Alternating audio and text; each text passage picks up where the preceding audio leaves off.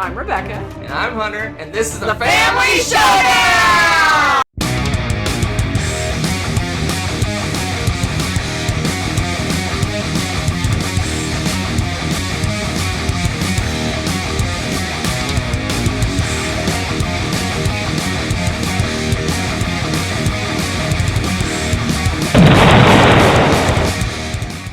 Hello and welcome back to my top 100 games of all time, 2022 edition. Hunter is here with me as we go through 70 through 61. Dun, dun, dun. The no man's land. No man's land. Okay. So do you have any predictions? Some grandiose predictions? I like some of them. I'll dislike some of them. What a helper. All right, I'll be specific. Okay. I'll greatly hate one. Wow. I'll love two. Okay. I'll be indifferent about seven. Wow. I disagree. All right. So my number 70, I believe, was my biggest jump. It leaped from like the 150s to number 70. Must be amazing then. You're going to say no, but I really, really want to play it again because I have fun with this game. In fact, I stole one of the Dice Tower Seals of Approval stickers and stuck it on my Banned Words game. Because it gets my Remember when I said there was one I would hate? You hate this game? You straight up hate this game. All right, so Banned Words. First of all, don't judge it by its cover. Because as soon as I saw this, I didn't even want to have anything to do with it for the longest time. Because I'm like, oh, this is an After Dark game or something. But no, it is anything but. This is a great game. It reminds me of the game Taboo. A little bit, if you've ever heard of that game from the 90s, I believe.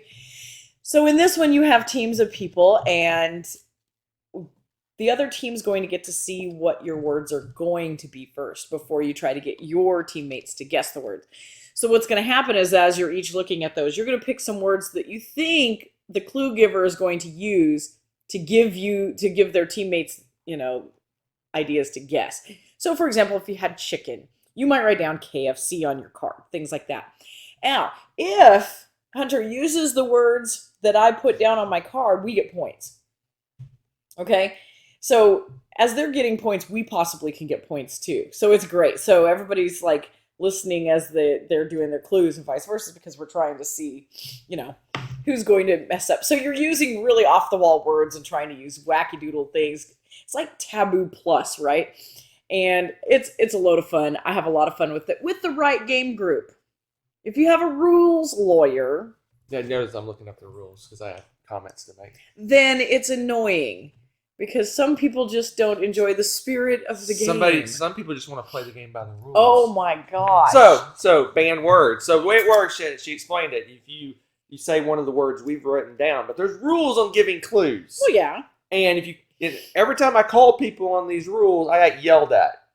Yes. Because there's rules that says, do not say any of the target words or any form of the target word. Someone said princess, and the target word was prince. And I said, no, it's not right. And they're like, the world's ending. And then there's other ones like, do not give clues that rhyme. People were doing rhyming words all the time. They were? Yes. Who? Your mother. Well, that's different. Hi. And do not charade the target words. Everyone was doing charades with target words. Like they were saying stir and stuff like this and things. And I was calling people on them, and I got yelled at, and I'm never going to play this game again. Oh my gosh. That is a bit extreme. And no, it's very, very true.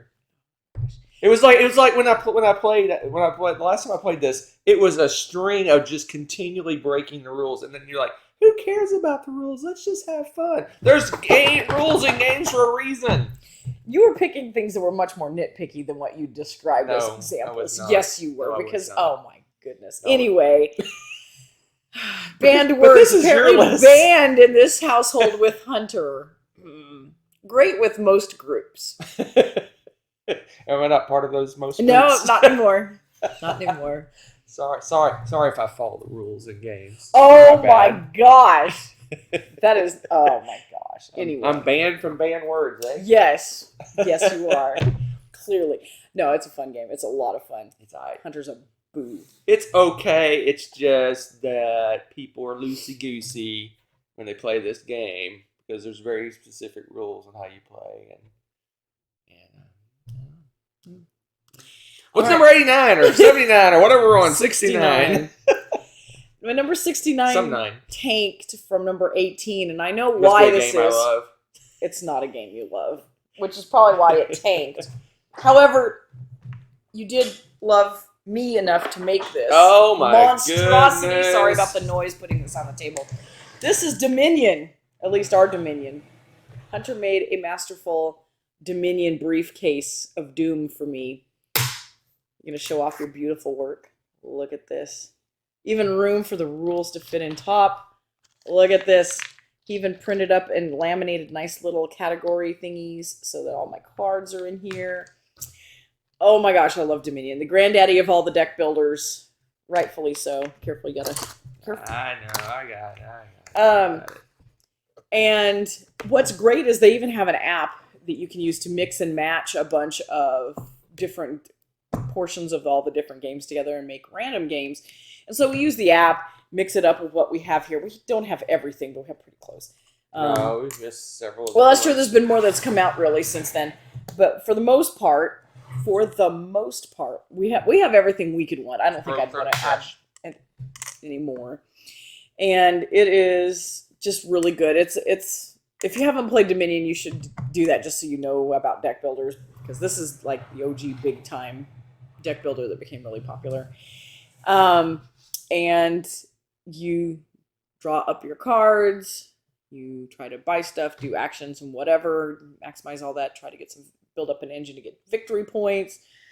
The other person does it, you start all over again. I love it. It's great.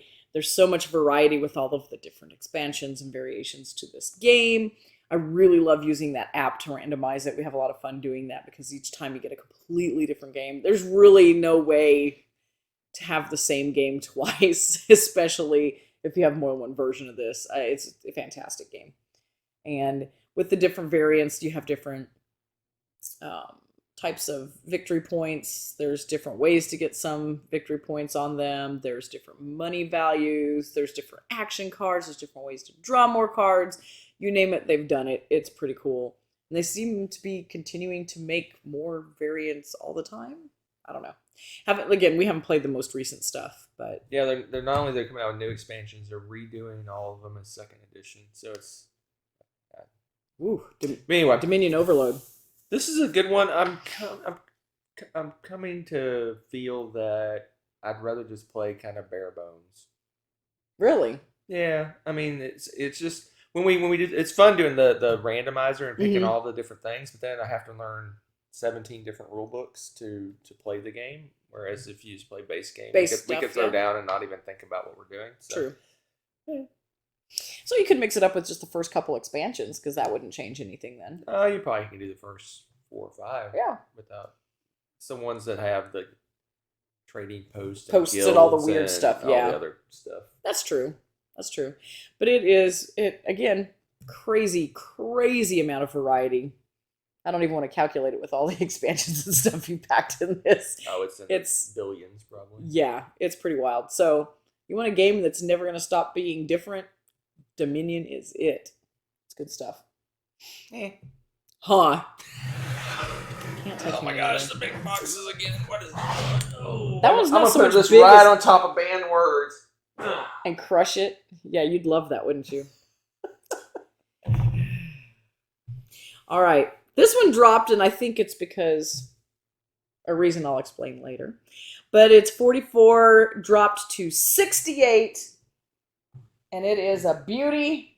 Another masterful artsy production of Raccoon Tycoon. And this is the big monster deluxe box with all the Fat Cat expansion. Even. Gorgeous game. Ridiculously beautiful art. And the components and everything, the production is off the charts gorgeous. But what you're doing in this game is you have critters, lovely critters, and you're building parts of the town, and then you're also building the railway, and you're building up your resources and stuff, trading all this around, and eventually what you want to do is you want to get pairs of is it a road or the property? I can't remember. Town and railroad. Town and railroad, because you get a whole bunch of victory points if you match them up. And so you're trying to get all of those. But it's got a little baby stock market thing going on with the resources so that you can trade your resources in for money at the right time, hopefully the right time, if someone doesn't snipe in right before you. And it's just this is a great introduction game to get somebody interested in something with a stock market in it. The art's gorgeous. Even in the base game, you'll be overwhelmed with how pretty the art is and everything. It's a really great game. And again, I know why it dropped, but I don't know that it'll ever disappear because I love it a lot. It's a really good game. This one is going to drop for me as well. Probably not as much as it dropped for you, but it's going to go down my list a little bit because there is a shiny new version-ish of this game that came out that we love, like crazy love, like way up my list love. I'm sure it's high on your list too. But Raccoon Tycoon is a good one. It's a good one to introduce someone, like you said, to that whole resource economy where if you sell a bunch of resource, the price plummets, and as time the price builds back up again, it's the whole pressure luck of when to sell, because if Rebecca sells her, berries or whatever the resource is right before I was going to, then the price tanked and now they're not worth very much. So it's kind of like, do I wait another round to sell and try to get more? Because you want to sell as many as you can at the high price before the price drops. So it's a good way to introduce that. It's the same kind of system as Gnomes of Zavador you had a little further back. It's the same economy where, buy low, sell high kind of thing. Yep. Anyway, it's a good one.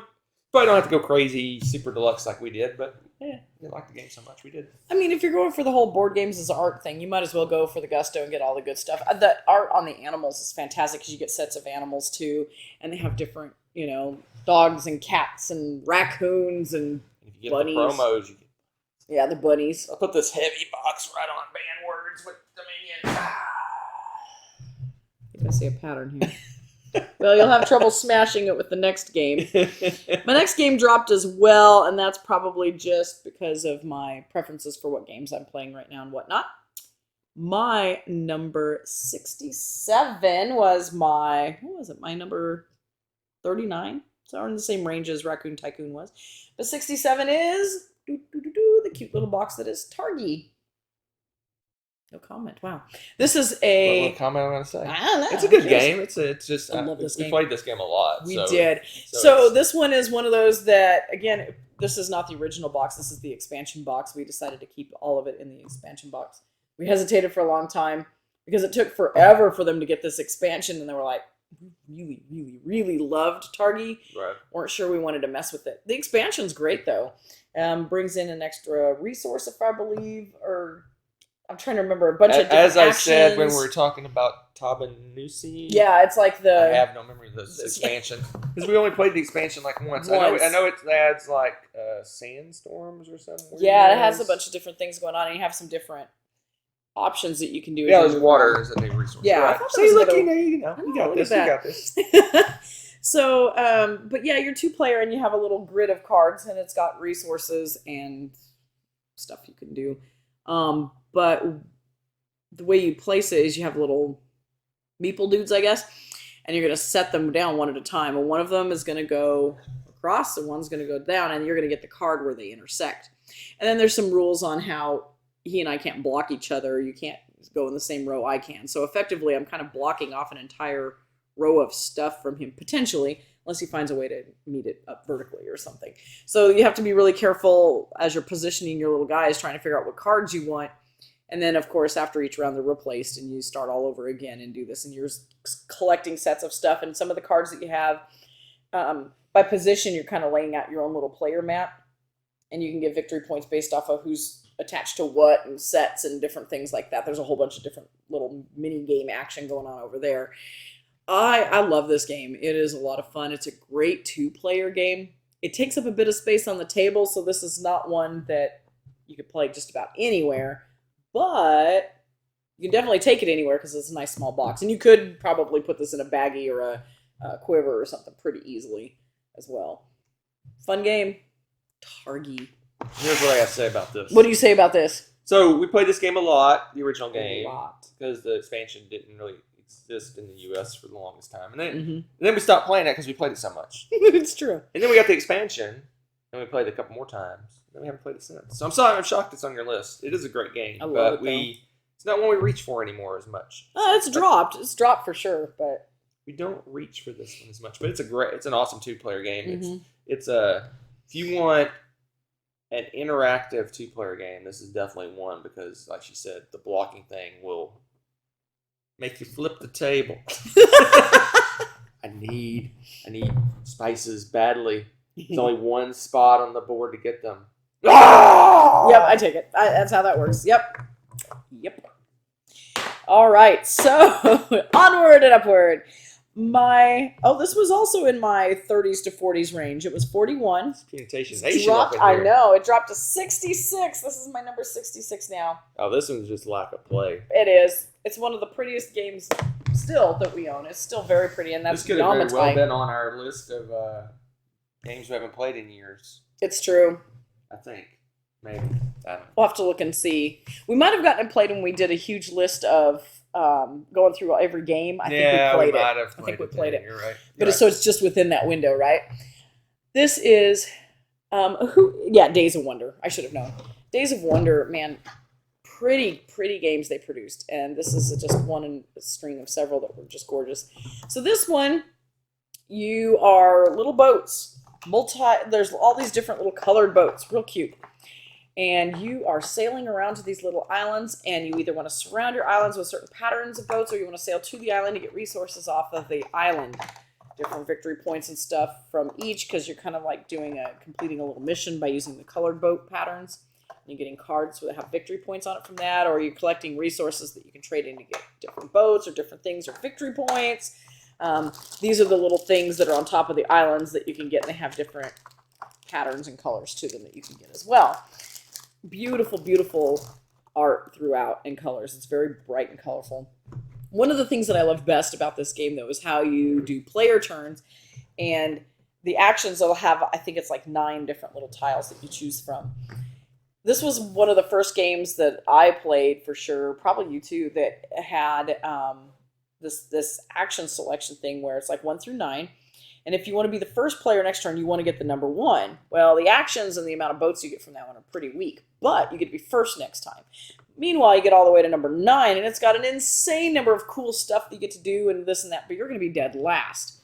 So you have to choose a balance, right, of what you want or need versus how quickly, you want to be in the line of things to do next turn.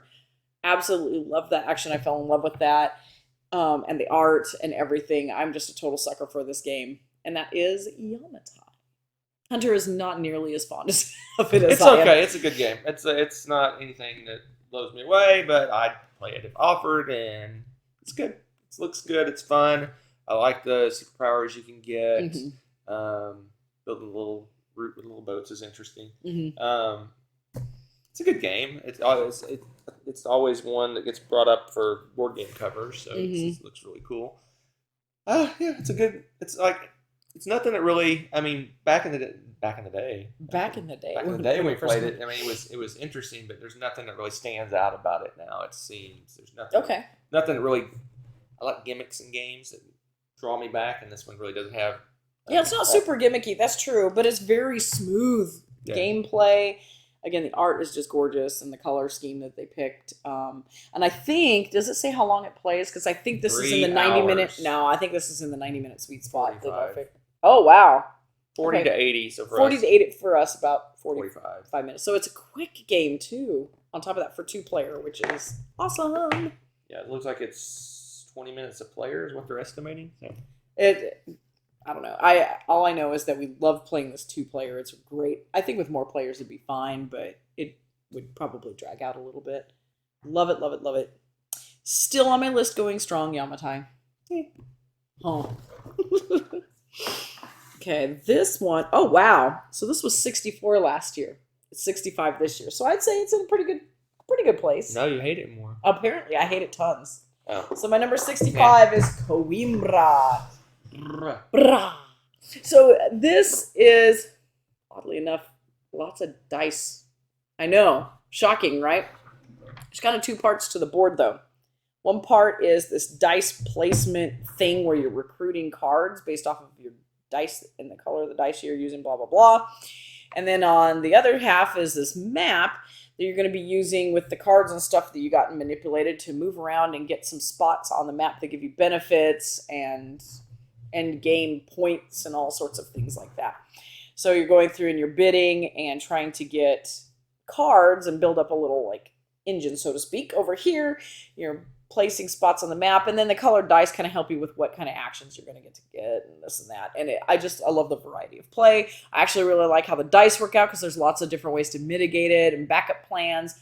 The 2-player version's great because the only change that it really does is there's a person that, and it's very systemized, that will pick up certain cards out of the stack.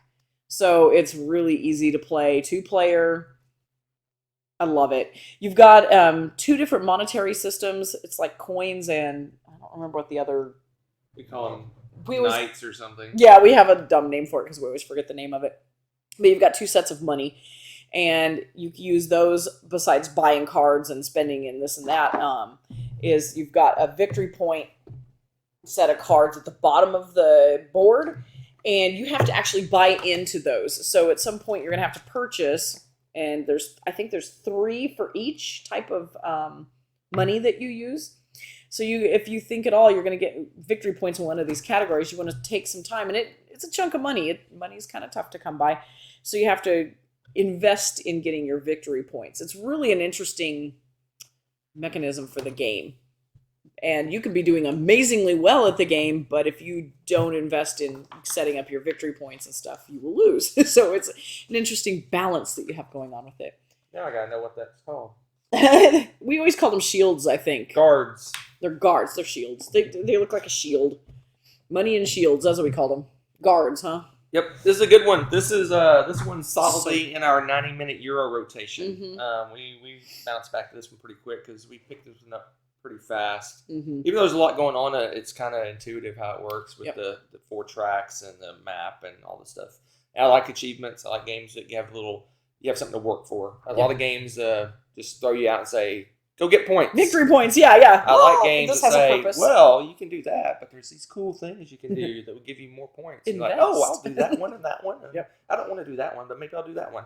And it gives you some focus. I like games that give you some achievement cards or some goal cards that you use, and this one has like a whole slew of them, like 6 or 7 of them that you can shoot for, to go for.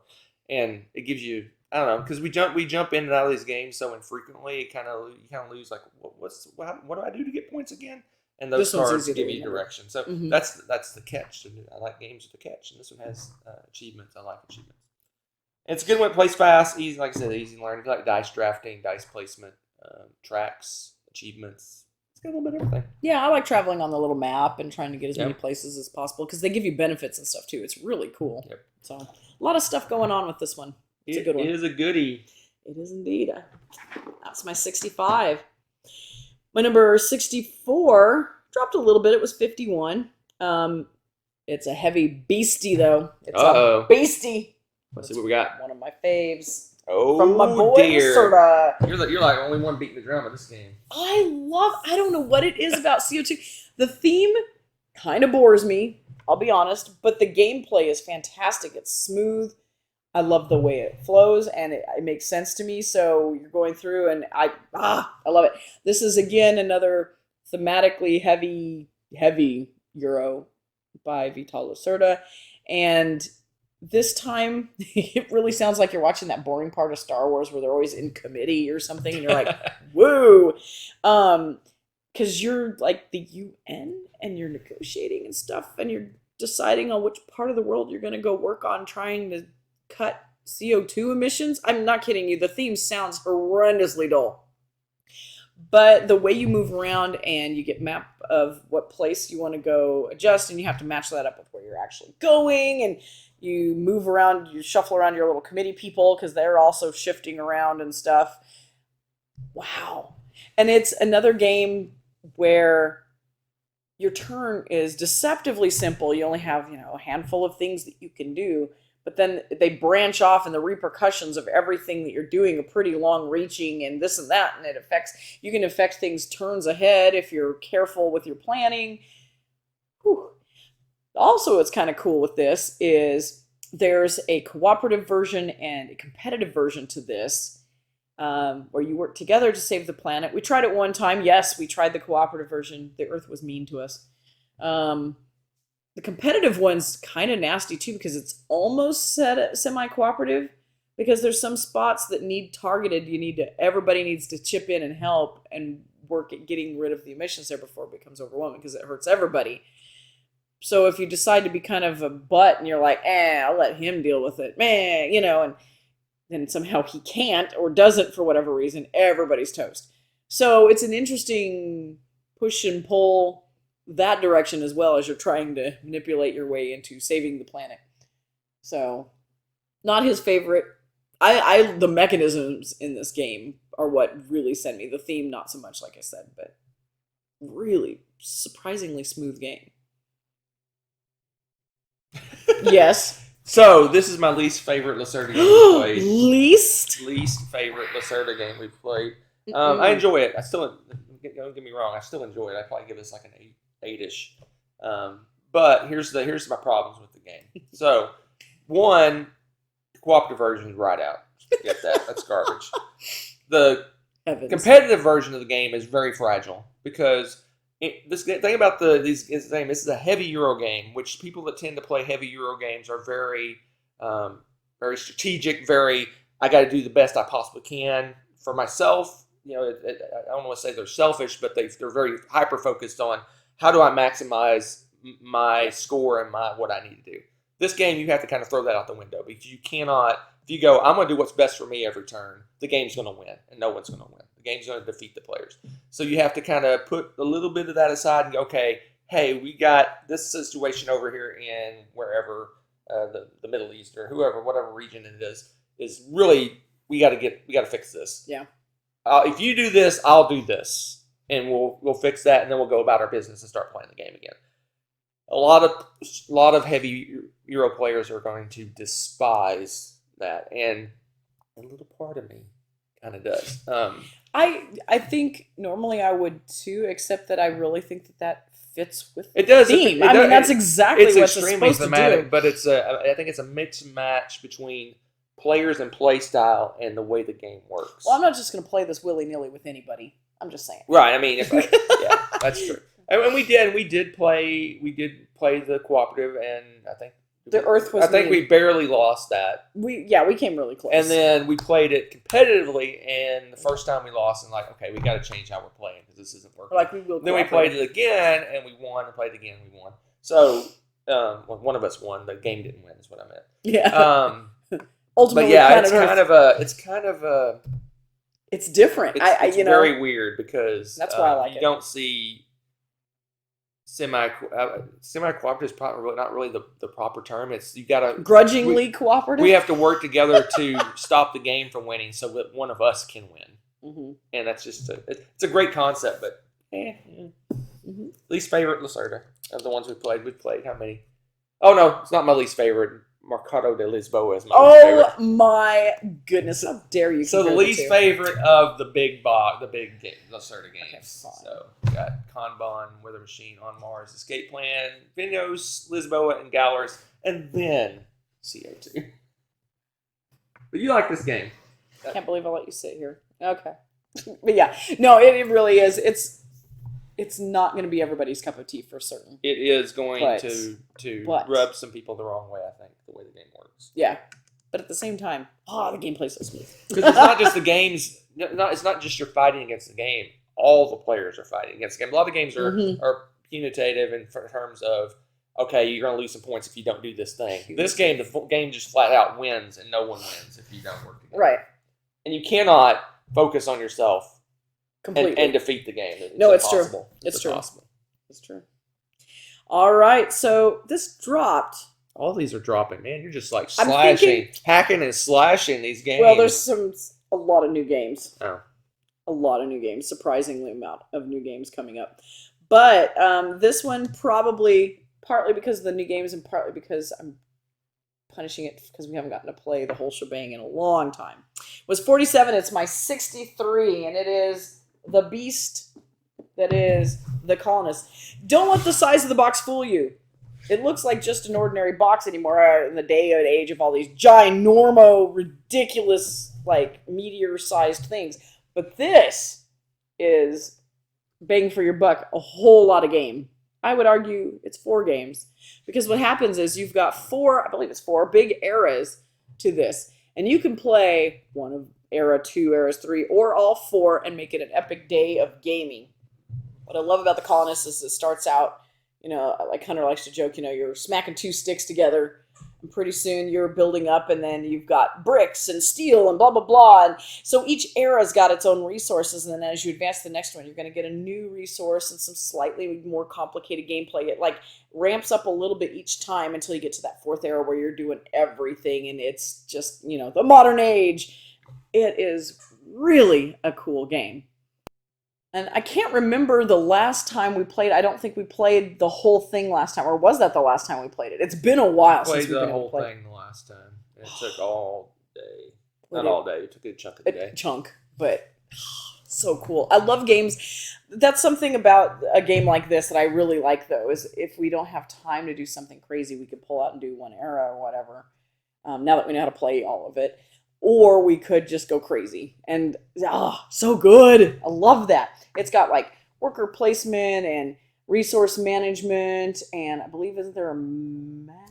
I've got to remember all the stuff now. Yeah, you're building the tiles as you go. So you're trying to put them in such a way that maybe it's not easy for Hunter to get everything. But I want to be able to travel through to get my resources all put together nicely and keep developing.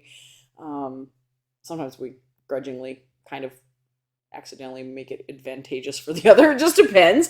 But, oh, man, it's so much fun. I really enjoyed this one.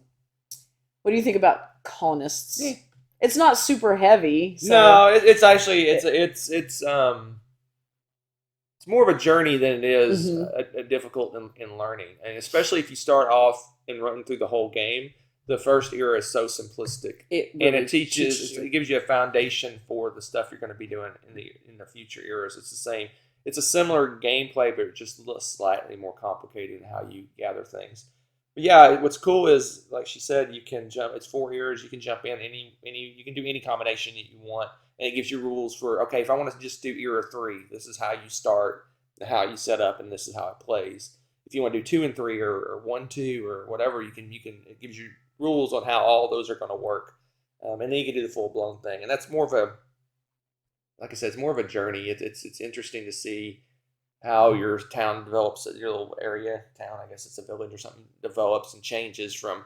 You end up with like little farms and huts, and then you got casinos and all sorts of cool stuff going on in your town. So you have it how Ark. It's Twilight Imperium, the heavy Euro game. Basically, it's a long. It's an experience. It's interesting to see the growth and the flow of the game, and it's a fun game.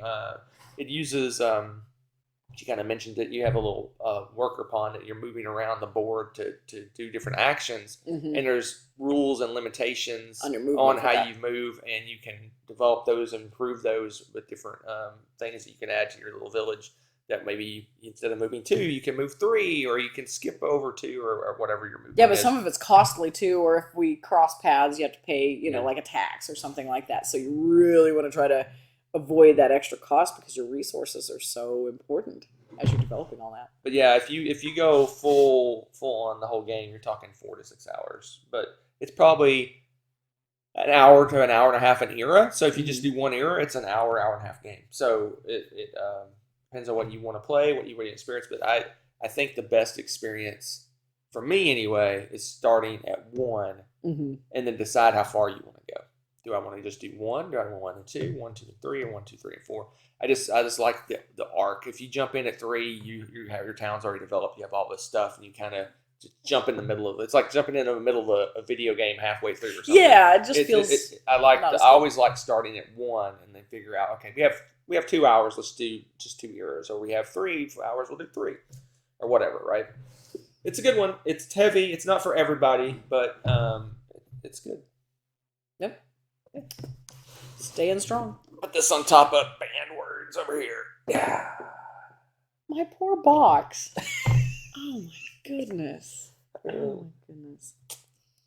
I'm going to stop handing you games. So my next one was 49 and it's 64 now. And again, I think it's just simply the adjusting of things. And that is Macau. Oh my gosh, I love Macau. So this is another one that has a... You said 64. Oh, 62. It's 62. Yeah, it's not 64. That's hilarious. I wonder why it typoed that. I don't know. Anyway, it's 62. I looked at the number. I'm like, I know, you're like, we wait have a here. second. I'm like, it can't be 62. No, it's 62. So this one has kind of a twofold map again as well. Most of the map is, the board is a map. And it's ocean with different islands and stuff and trails for your boat, to make its paths to those different places. And then the other part is like a little mini street map kind of thing. And what you're doing is you're going through and collecting some resources from those areas that you're going to put on your little boat. And then you want to travel with your boat to those islands and sell off these goods. So you want to get a whole bunch of like a sets of these goods so you can maximize your victory points as you're dropping those off. There's also, within the little street zones where you're getting these resources, there's kind of a longest road mechanism thing where if you have a whole bunch of the area, you can get victory points. It's felled, so you get point-sality goodness. You get victory points in several different ways. But I just really enjoy the gameplay of trying to get those sets and juggling moving your ship because it can be kind of agonizingly slow to move your ship at first. So you kind of want to have an idea of where you want to go, get your boat moving as you're trying to collect your goods over on the other side. It's really, really it's up there, upper half of the Feld games. I really enjoy this one quite a bit. And it's, again, Feld, so it scales really well, 2 to 4 players. It's 90-ish minutes to play. It's got kind of all the magic to it. And what would you like to add? That's all right. Oh my gosh. No, I love this one. This is one of my favorite Felds. It's good. It's really good. This is one of the ones they're retheming. Oh, yeah, that's right. The city collection. I don't know what it's called. It's one of the Amsterdam, New York, something. I don't know what it's called. But some other city. We played this one at a local mini convention thing, and we liked it, and I hunted it down and got it secondhand. And now it's going to be available for everyone soon. But I like it's got a gimmick, and all my favorite games have a gimmick. So the gimmick in this one is you're drafting dice, and you can draft the dice off. Just have a value or 6-sided dice of 1 to 6. So if you draft a dice with a 1, you're going to get 1 cube, but you're going to get it next turn. If you draft a dice with 6, you're going to get 6 cubes, but you're going to get it 6 turns from now. So it's like, do you save up? Do you build up for a massive turn later, or do you need cubes right now? Because you're also drafting cards as well, and those cards go into your play area, and you have to pay resources to get those cards out of your play area and to get the superpower of them. And not completing those cards is bad news. So you have to draft cards you complete. You have to get the resources you need to pay for those cards. And if you keep pushing off what you're getting to build up those big turns, you're not doing anything on the the most recent turns. So it's a kind of a balancing act, and also you need the combo to hit at the same time. So maybe I need 3 turns from now, I need 2 green cubes and 2 red cubes. So I need to find a way to get those tubes together, so that when it comes around to that turn, I get all the neat cubes I need. Because you can't carry over cubes, so you have to pay for your cards all at once. So it's got a lot of puzzly thinkiness, the kind of puzzling I like, the logistical type puzzles. Yeah. I like those. It's a good one. It's one of my favorites. Well, what's tricky about that, too, is not only are you using all those little resources for the cards and stuff, but it's the movement. That's how you pay for the movement of your boats. And so getting it's the a resources in the city, you need delicate balance for those, too. Everything uses those cubes. So, yeah, it's incredibly balanced. A lot of decisions to make on that, and it's a good one. Really fun. Yeah. We need to play this one again. Well, we're going to play them all again here soon when we get their city collection. Woohoo! So we'll put this way up here. No, banned words. This is all going to come crashing down and break our sound. This is what it's going to do. My last one for today is new to the list. A new game. I'm so excited. It's new to the list. And this I'm excited. You are excited. And I think it's kind of indicative of some of my changing tastes somewhat. You'll see what I'm talking about here, because it is the heavy, another monster box of doom. One of my faves. One of Hunter's faves, the Dwellings of Eldervale. Now, yes, this is an attacky game, but I feel like it's attacky adjacent. How's that for a technical term? Because it's not attacky adjacent. Yeah, it's not all about attacking each other. There's a lot of stuff going on with the different tiles that you're exploring. You could kind of avoid each other and still get some things done. But why would you do that when you have these crazy cool monsters and things that you can get? Hello! This is another one of those that has a crazy production value. I don't know if it's just the Kickstarter version you got or whatever. I got the Mega Deluxe Legendary Okay, version. so this is insane, and it's got sound effects for all the big monsters. You push them on the table, and they roar, and they all roar differently.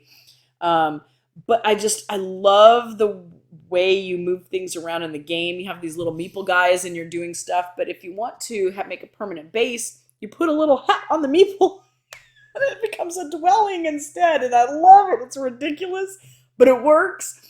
And I love the turn play. I love that you have your little dwellings, and so you can use those. You're losing meeples that you can move around, but you have these little bases that hopefully you're multiplying all the benefits that are coming back to you as you do that, if you do it strategically enough. Meanwhile, you're also getting these crazy monsters. You can go and stomp over and attack people and get some of those areas and get the benefits off of that land. It's so good. I think because it's not all about the attacking and area control. That's not like the whole focus for this game, is why I like it so much. There's so much more going on with it than just mauling each other with cool monsters. So, of course, you like that part too. Yeah. But no, what's funny is the last time we played this, you were the monster slayer, man. You were annihilating all the monsters. I'm like, she was getting crazy. She's like, oh, I'll give it a shot. I only have like a 10% chance. I went and boom, blow up the monster. She had there was carnage in her way. Yeah, it was fantastic. It was crazy. But yeah, this one, it's a hybrid game. It's got a lot of Euro trappings, but it's definitely got some combat and stuff mixed in as well. Those are probably my favorite kind of games. I know anymore. Those combo games like that. It's growing on me. Got tracks you're moving up. You got superpowers. You're building up your clan. You're expanding. You're getting like little dragon guys and wizard guys and all sorts of fun stuff. Oh, that's true. I didn't even tell you about the specialized meeples. It's got some engine buildings. At first, you don't got a lot to work with, but as time goes by, it grows and you become more powerful, have more options, more abilities. You're exploring new areas. You're getting these little adventure cards, exploration cards, what they're called. What are you looking for? I'm just going to show them one player thing. This, again, the packaging in this is magnificent. So, this is once you decide what your player is, and what's cool about this is they're twofold, they're two-sided. So, this one here could be the Mosswood Trolls or the Elves of Briardale. And inside, you have your card that tells you all like the main actions and the conversion points and stuff. And then you have this. This is your little thing. So there's a dragon meeple and a little knight meeple and a wizard, and then your regular dudes that you put the little huts on top of, and they become little huts. But then you start with some resources, and you put your resources in the tray, and you've got your own colored little dice to roll for everything. But these, like the wizard and the dragon and the knight, all have special abilities they can do if they're on certain places and whatnot too. So that's fantastic. I absolutely stinking love all the variety of this game. They're all asymmetrical. So the Mosswood Trolls and the Elves each have different specialties. Like the dragon and the warrior have special abilities on this one. But then on the Elves side, they have a wizard and a worker that get some special abilities. Everybody's got some different unique things that they do. It's just a super addictive game. It's one of those where each time we're like, oh, now I haven't tried this one yet, so I want to do a different thing. I want to play a different faction and see how they work. Because everybody, again, is slightly different, has slightly different abilities. Packing this up is a breeze, so getting this out to play is fantastic. This is easy to get to the table. And again, that's one of the pulls, I think, with the big monster boxes is I'm not interested in these unless they do that. We pull out trays, it's like, okay, you're this and that, boom, we're ready to go, we can play the game. The longest part now is just refreshing the rules. The game setup is nothing anymore, and I love that. Big monster game in a big monster box, but it's got all those larger than life, like, cool toys and bits to play with. Dwellings of Eldervale. No, I like this one. This is one of my favorites. It's like way up my list. I'm not surprised. I really like it. It's fun. I like the game. Like I said, I like the games that have the fighting and the Euro stuff. The straight up fighting games are kind of, and straight up Euros are good, but you get a little bit of both. Tasty. We'll put this not on the top of that, please. Oh, right there. Oh my gosh. I'd pan the camera over there, but I might have a heart attack. Okay, well, in that case, I'm going to go off camera now and have a heart attack. Will Hunter survive to do my next top 10? We will see, along with banned words. Bye. Thanks for watching.